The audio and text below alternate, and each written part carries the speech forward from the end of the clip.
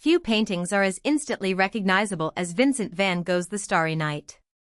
Even people who rarely visit museums know its swirling blue sky, blazing yellow stars, dark cypress tree, and quiet village below. It appears on posters, mugs, phone cases, school notebooks, and countless digital recreations. But the painting's fame can make it easy to miss how strange it really is. This is not simply a pretty night landscape.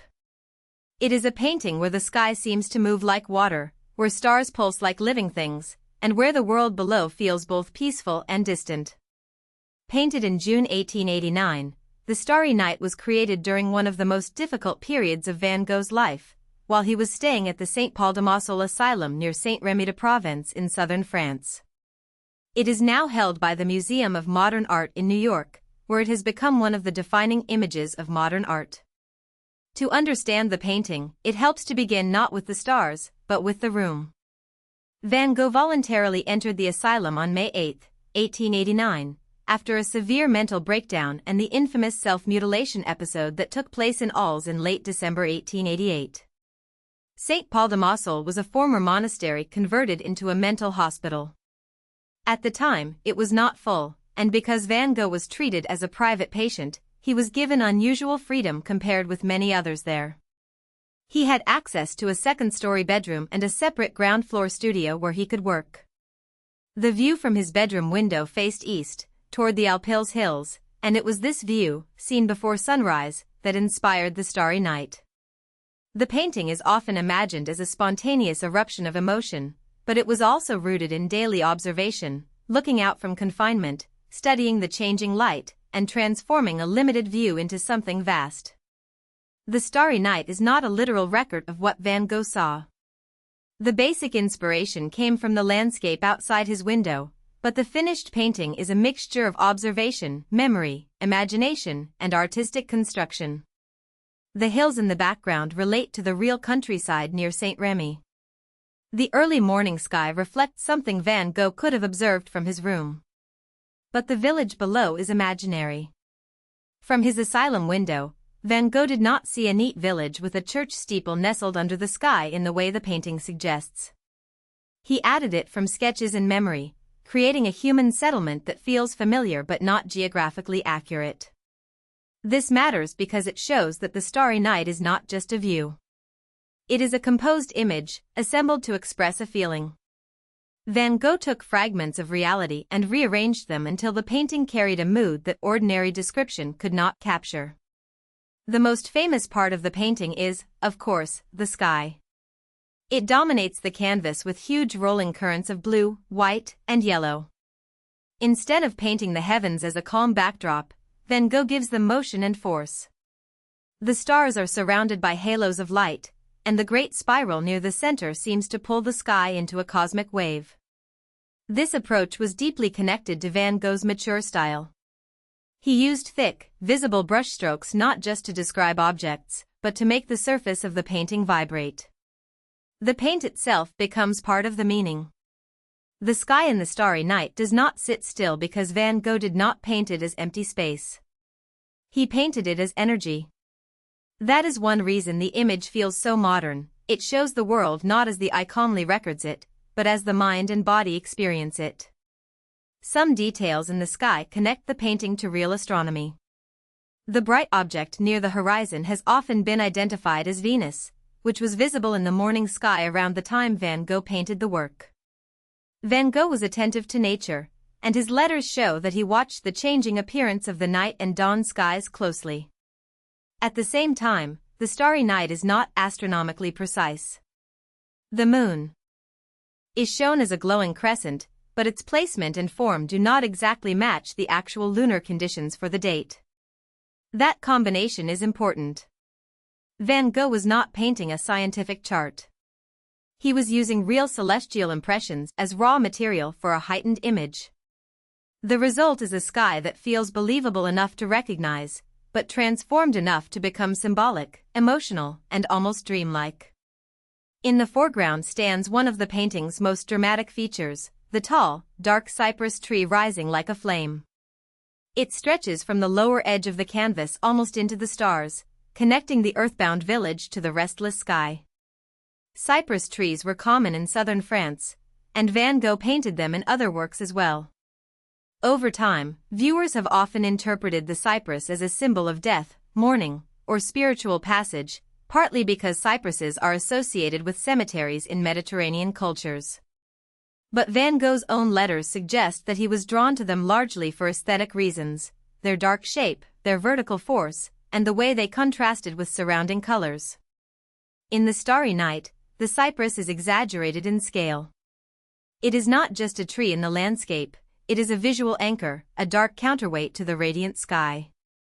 Below the sky, the village appears calm, almost asleep.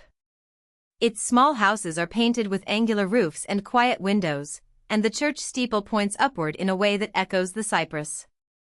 This village helps ground the painting, giving the viewer a recognizable human world beneath the cosmic drama.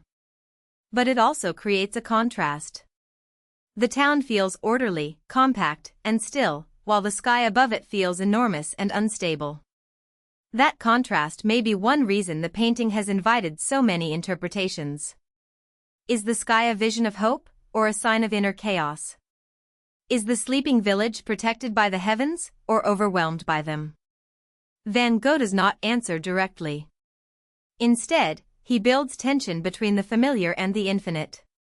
The people are absent, the village is silent, and the sky carries the emotional weight. The Starry Night was created during a surprisingly productive year for Van Gogh.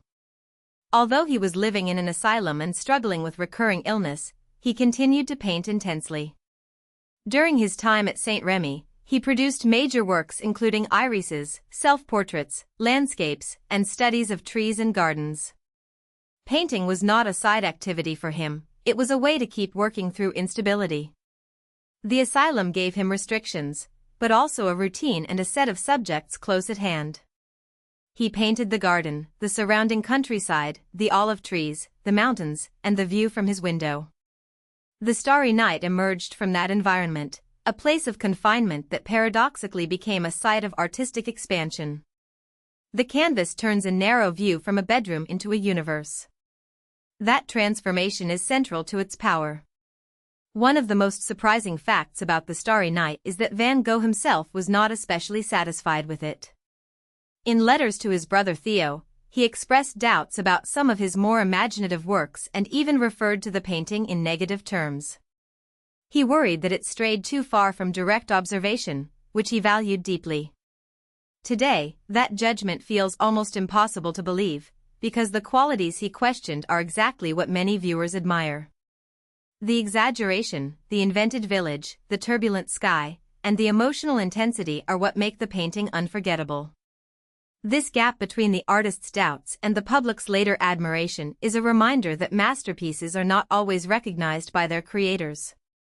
Van Gogh was experimenting at the edge of his own confidence, and The Starry Night was not a safe or comfortable achievement. After Van Gogh's death in 1890, The Starry Night passed to his brother Theo, who had supported him emotionally and financially. Theo died only 6 months later, and the painting then became part of the estate. Managed by Theo's widow, Jo van Gogh.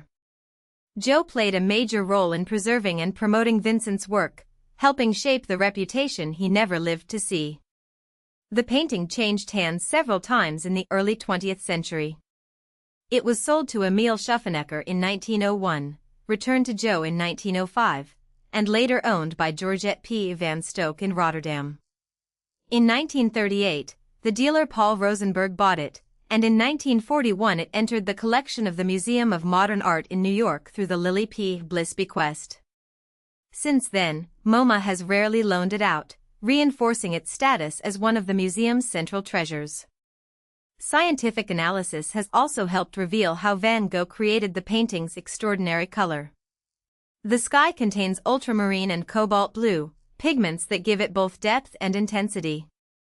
The stars and moon include Indian yellow and zinc yellow, helping create the sharp contrast between cold night and warm light.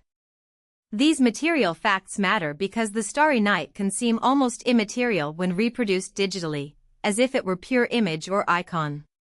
But in reality, it is a physical oil painting built from pigment, brushwork, texture, and layered decisions.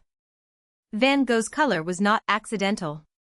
He used contrasts of blue and yellow to make the stars radiate and to heighten the emotional charge of the scene. The painting's drama comes not only from what it depicts, but from how its colors fight, glow, and balance across the canvas. The Starry Night has been called a touchstone of modern art because it changed what a landscape painting could feel like. It does not simply represent a place, it transforms place into experience. Over the years, viewers have interpreted it through religion, psychology, astronomy, symbolism, and biography. Some see a spiritual vision. Others see emotional turmoil. Others focus on its formal innovation, the brushwork, color, composition, and movement. Its lasting power may come from the fact that all these readings can coexist without exhausting the image. The painting is specific to one man, one room, one period of suffering, and one view before sunrise. Yet it also feels universal, a small human world beneath a vast, moving sky. More than a century later, the Starry Night still feels alive because it turns looking upward into an encounter with mystery. If you found this helpful, please like this video and subscribe for more explainers.